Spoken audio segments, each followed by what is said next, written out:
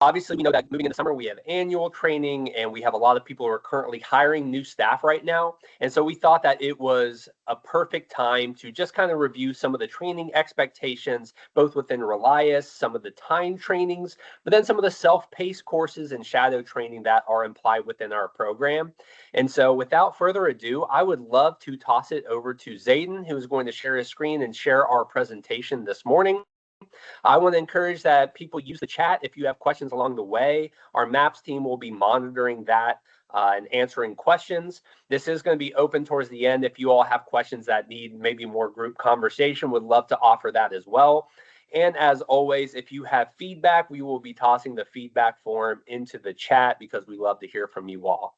But without further ado, Zayden, go ahead and take the floor and go ahead and share your screen and we will get started. All right, we are sharing. There we go. I cannot get it to. There it goes. It made me laugh. Okay, so you all, welcome. This is the Transition Guide Exploration Series, and we are focusing on training. And full disclosure, we are embracing innovation. So this PowerPoint is made with Notebook LM, which is something I'm going to present to you all at the end of all of this to kind of boost your ability to quickly search something that would be in that big, thick resource manual that we have sent out when we're asking for you all to view it. And then by all means, please submit any feedback. So welcome, feel free to take notes, and here we go. So the MAPS ecosystem, as you see, everything is centered around that VCRM. You have Community Navigator, Employment Innovation, Enabling Technology, Independence Coaching, Innovation Coordination, Peer-Supported Exploration. All of this is centered around that VCRM. That is your fundamental tool and the driving source. Okay, just a reminder, please mute. Please mute. Alrighty, so our program is built around that VCRM. It is such a wonderful tool, and we are seeing some pretty good stats on how that is being used, and there's some exciting advancements coming. I'm sure Kyle will give a sneak peek to that shortly within the next few months, but you all keep doing what you're doing. Really work on those VCRMs if the person wants to, because that is the center of that ecosystem. And just so you know, we're going to talk about a little bit more about VCRM training as we progress. I'm just going to have it be out loud.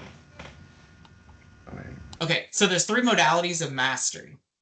We have our Relias online software, which is self-paced. Those are assigned to you. Those are also available from your Relias administrator. If you need assistance, feel free to reach out.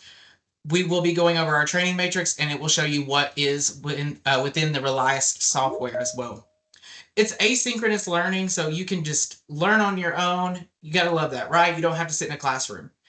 But most importantly, shadow training. So if you'll take a moment just to look at the red circle and the red words shadow training. It's hands-on, practical. It's managed independently by your provider organization. Not all providers have the same support model. Again, in East, we had a lovely town hall that was focused on enabling tech. We're getting ready to have another one come up in June.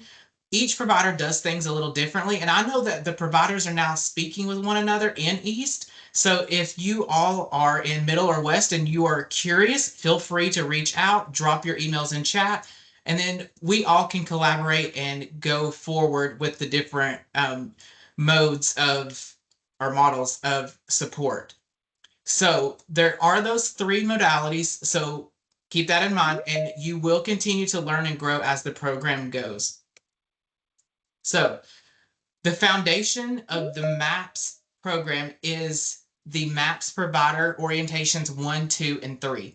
There's worth 33%, 33%, and then 34%. So your first course would be orientation 1. It's an introductory overview. So you want to see what makes MAPS different, the outcome structures, and how payments are broke down. Completion of that will give you 33% of your completion. Then charting your independence outcomes and services.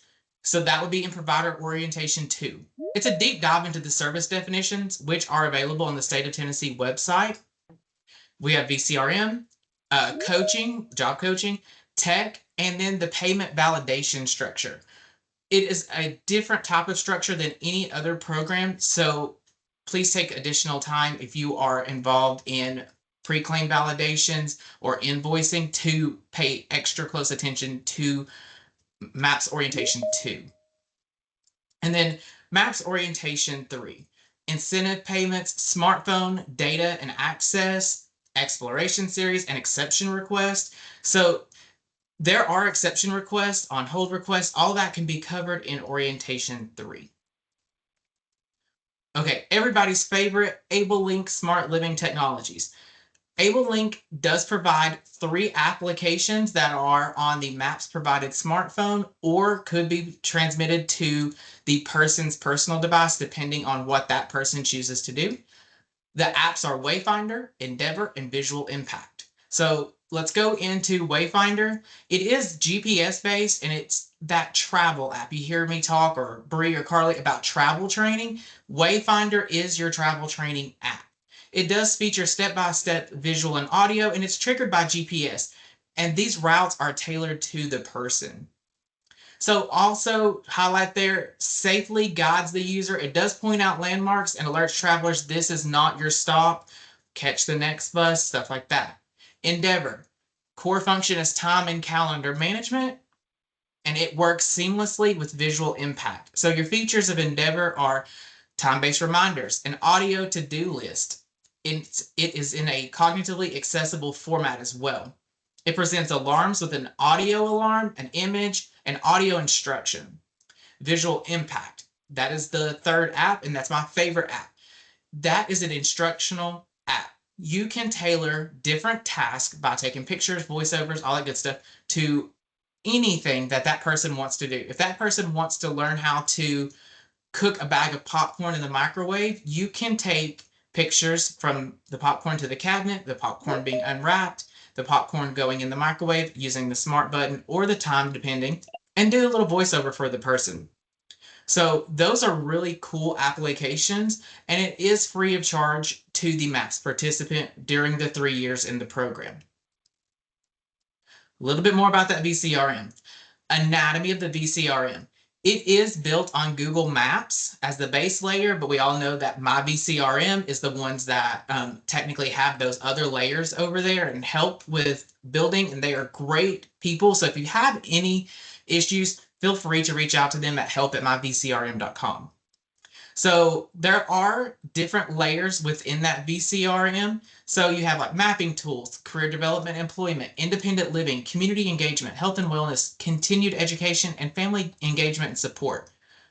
Each layer may look a little different and should look different for each participant because it should be person-centered, what that person wants. Let that person lead what they want into the map. Yes, suggest, but ultimately, it's up to that person. So let them lead that conversation if they are willing, and then let them make those decisions, what they want in their map, and then explore. Those maps are literally the backbone to being independent and utilizing this program to the fullest extent. Okay, VCRM certification. It is a 2-part training. So your VCRM basic is self-paced. You enroll. You watch the short videos. I think they're like a couple minutes, maybe 4 minutes on each video there. They're in the MAPS Learning Center, and then you're going to build a basic map on that My VCRM platform.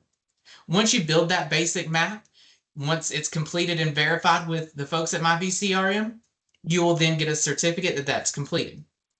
Now, step 2 is your VCRM Advanced, and it's that person-centered map. You cannot build a VCRM for someone until you have this advanced certification. How do you get it? Complete your basic, and then you're going to watch the advanced videos in My VCRM Learning, and then they'll give you a case study. So we're going to call it Lisette's VCRM.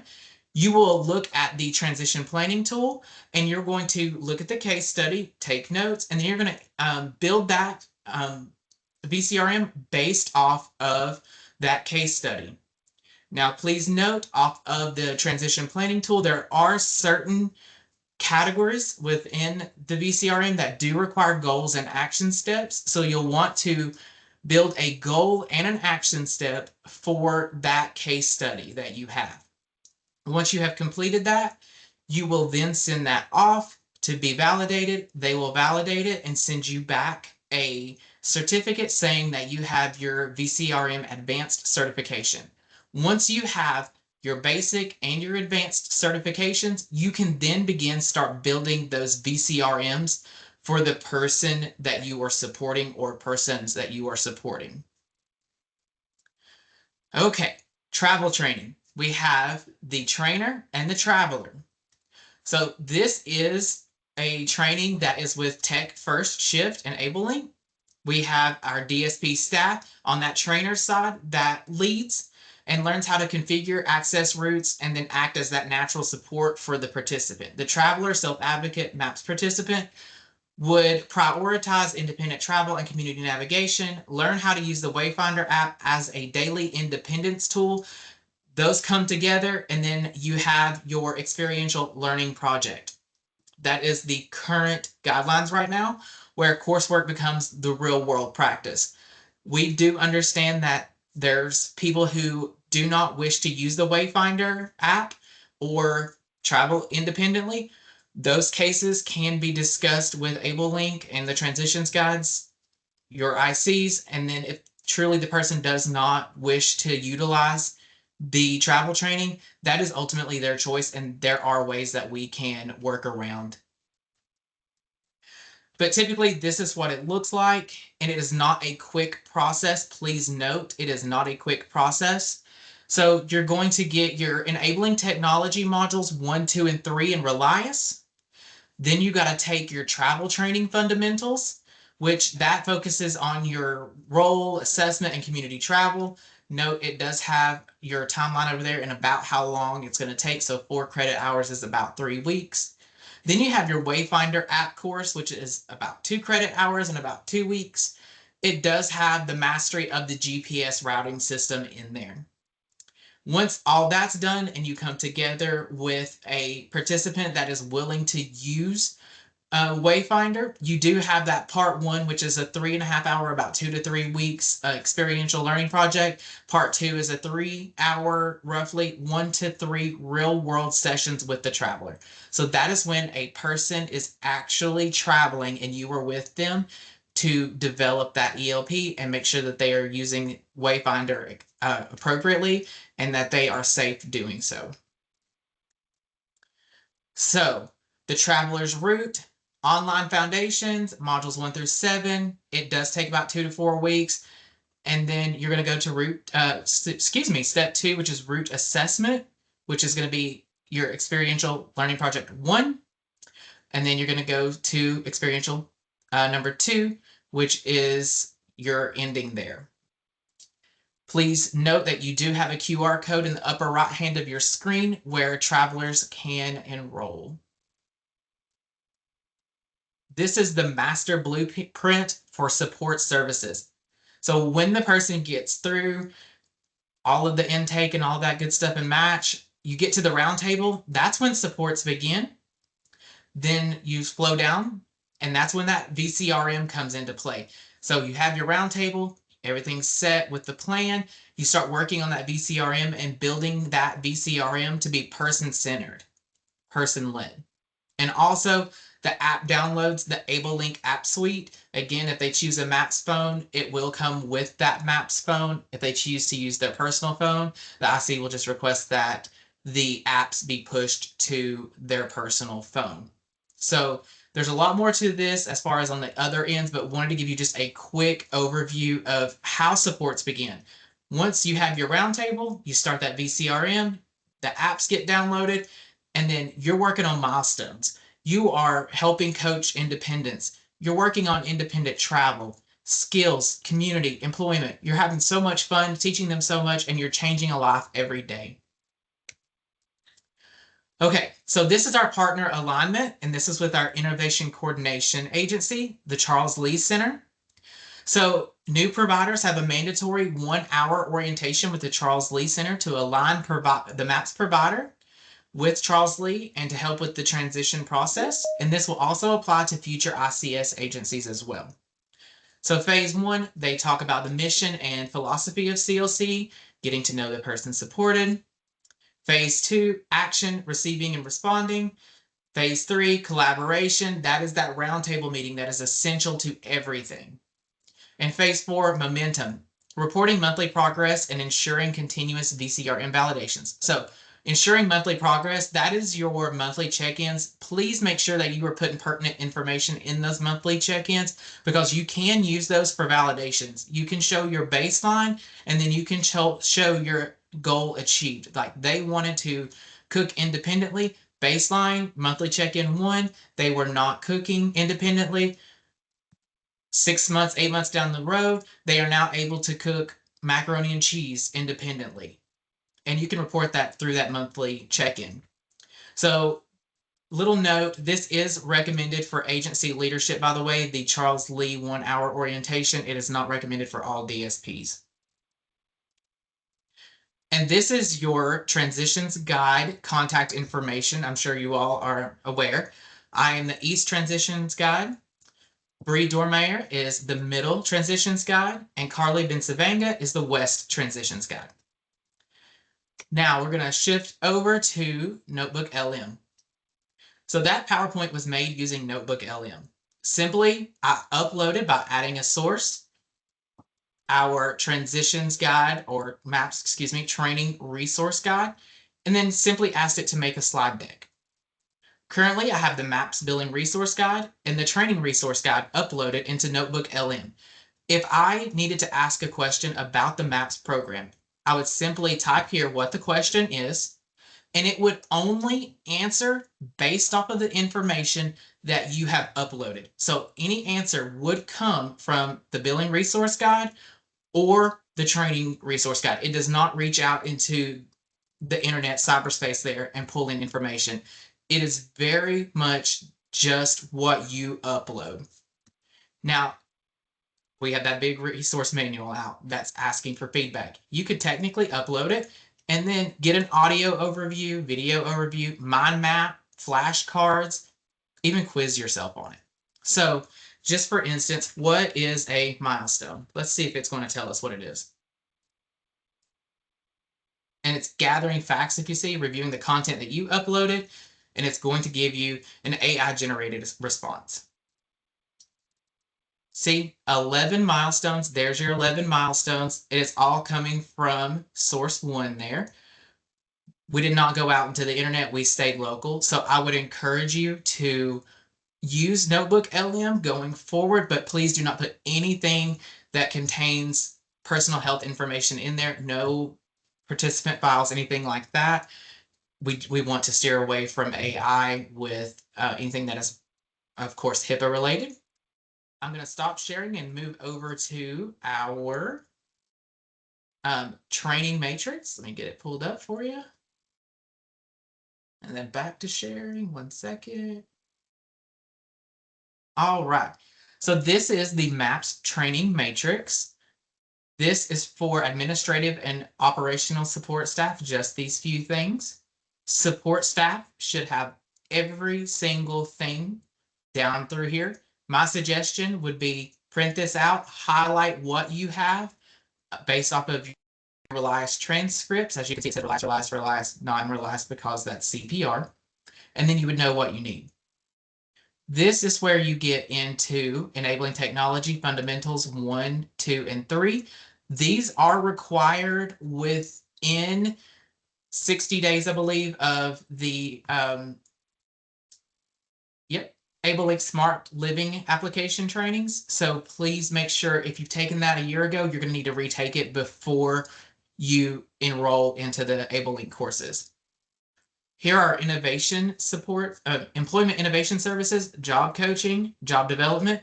You must have all of these in order to have a job coach with MAPS, and then all of these things in order to have a job development in MAPS. Some providers use their supportive employment department, some do not.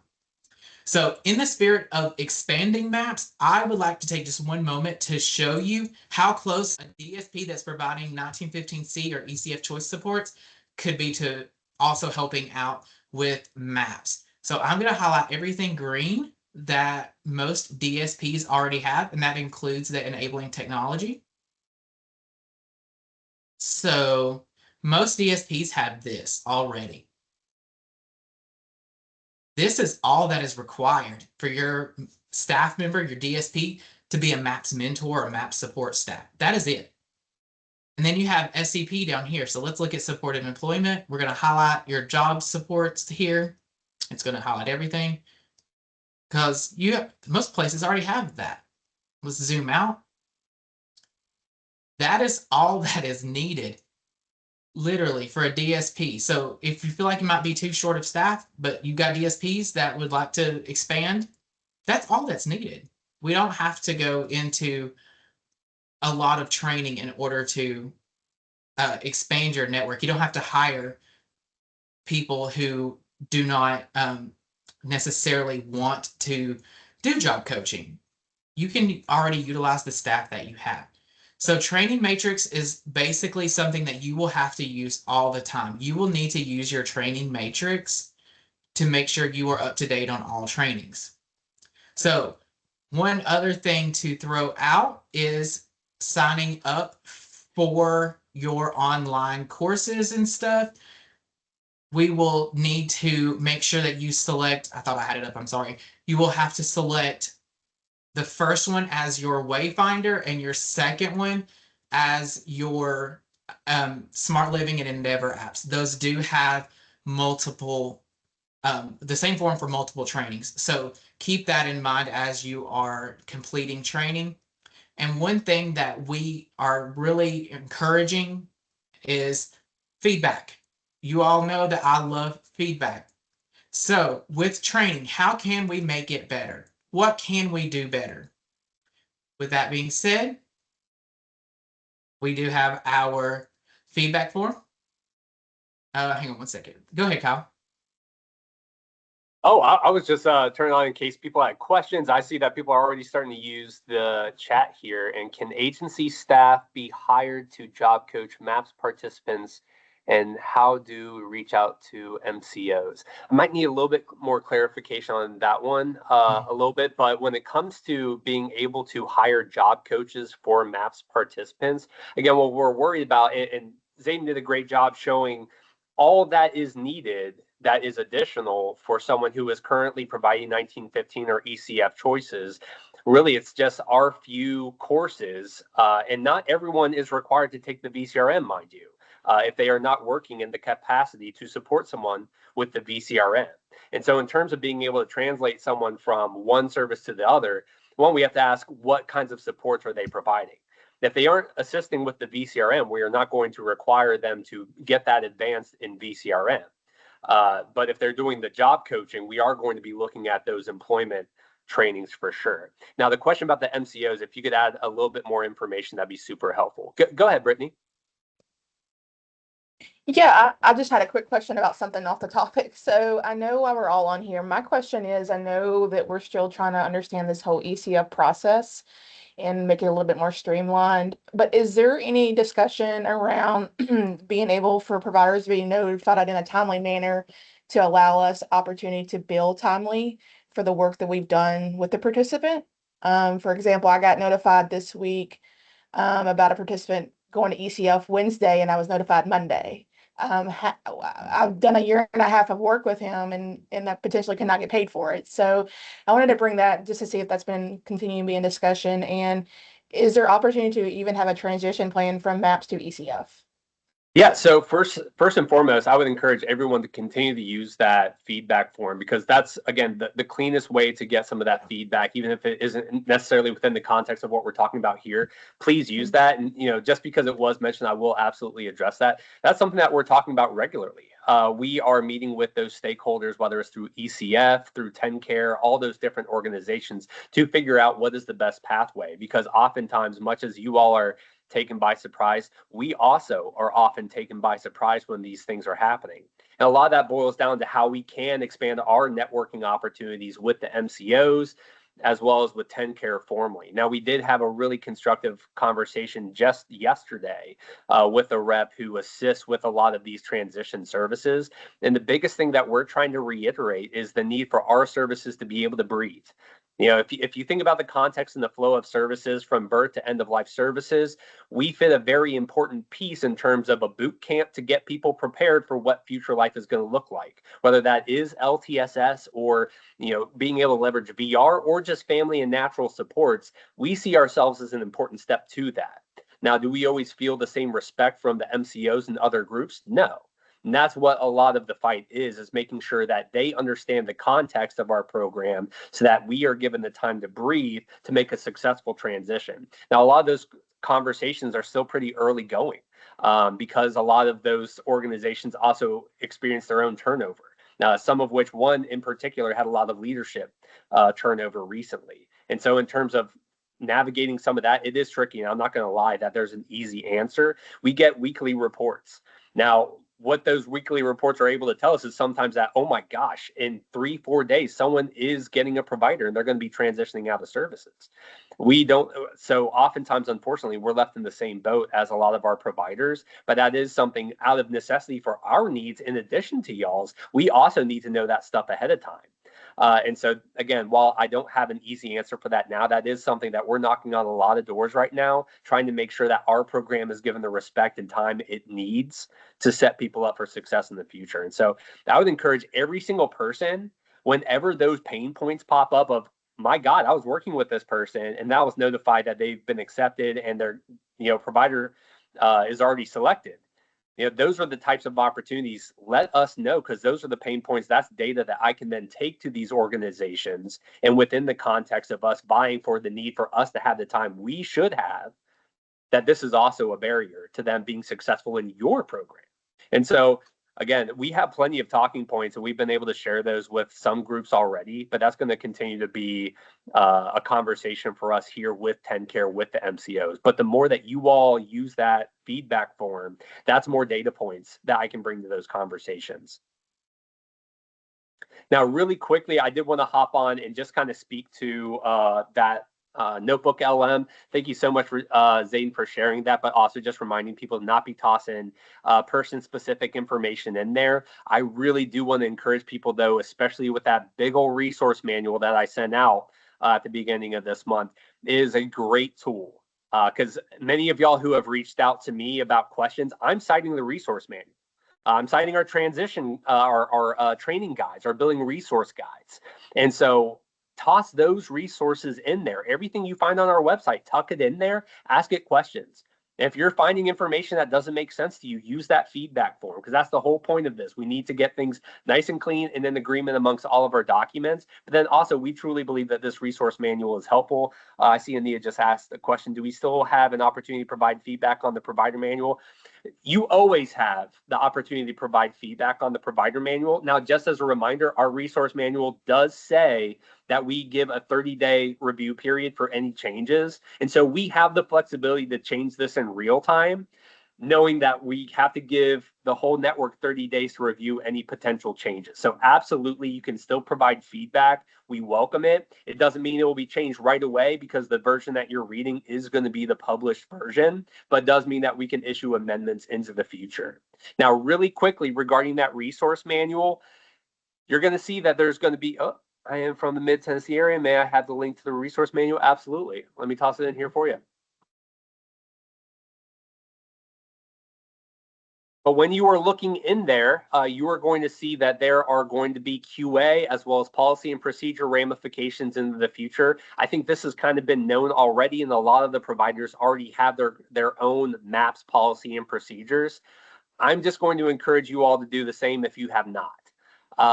A lot of the training that was reviewed today, we understand that our rubric is really helpful, and a lot of people use that rubric in the training resource guide, which we love.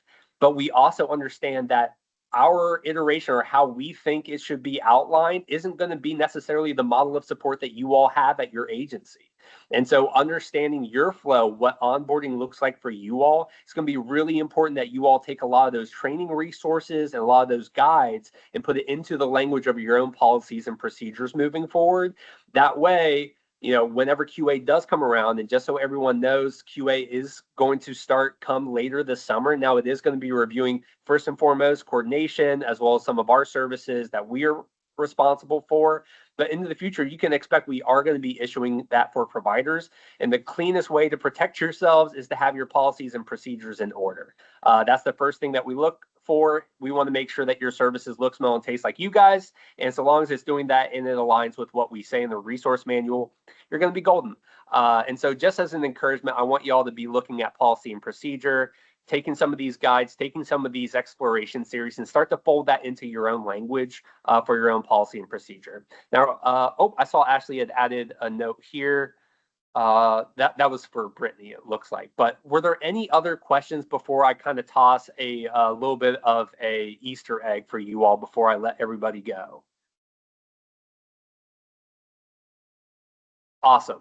So a potential change that you all will see, because we covered the transportation training through Wayfinder, we have heard quite a bit of feedback that some of the onboarding of the trainer being tied to a trainee has been a barrier to you all being able to get people trained in a timely way. And so I just want everybody here to know that that is something that we're looking at right now, to be able to offer the Wayfinder training for the trainer exclusively on their end, meaning they would not have to have a trainee to go through that with them. Now, we are going to issue that formally. And so before y'all start making changes, this is more so if you all have concerns about that change as the provider agencies, please let us know. But that is the direction we're looking to go. It's the direction we already use in terms of enabling technology integration specialists. Same way with the VCRM advanced training with the Lisette VCRM. And so we're just trying to bring those into alignment so that all of our supports are well trained and well prepared to support our MAPS participants on day one. So just something to be on the lookout for. If you have concerns about that change, let us know in the feedback form. But other than that, I can give you all the rest of your 28 minutes of this hour. Please use the feedback form. I do want to plug again that peer mentoring is open, and we really want to encourage, if you have participants who have not applied for peer mentoring, please do so. We want to expand that program, and the easiest way to do that is more applicants. But looks like no other questions at this time. We are going to distribute this recording as well as the presentation once we get all the transcript and that good stuff wrapped up. But feel free to contact us in the meantime. But other than that, y'all have the rest of your lunch hour back. Thanks y'all for coming to the exploration series. Thank you, Zayden, and thank you, everybody. Have a great day.